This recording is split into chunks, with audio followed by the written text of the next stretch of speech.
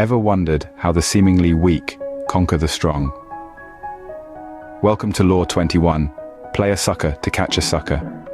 This principle is as intriguing as it sounds. It's all about the art of deception. By appearing less competent, less threatening, you disarm those around you. They lower their guard, they underestimate you, and that's when you strike. Imagine, for instance, you're in a business negotiation. By downplaying your knowledge or resources, you encourage the other party to reveal their own hand.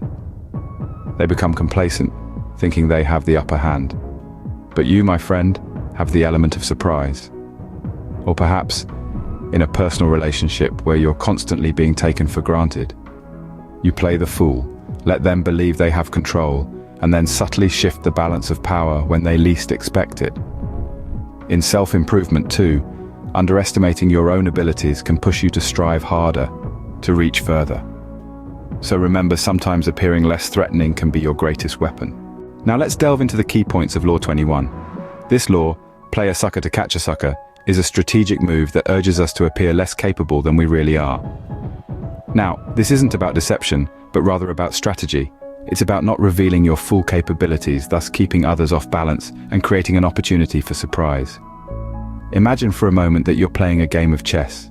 If you show all your moves from the start, you're likely to be defeated.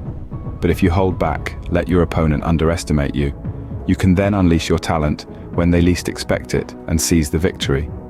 The same principle applies in everyday life, in business negotiations, in social interactions, even in competitive sports. When we don't reveal all our cards, we create an element of surprise, and that can be a powerful weapon. Law 21 teaches us that sometimes your most powerful weapon is concealment and surprise. Use it wisely and you can turn any situation to your advantage.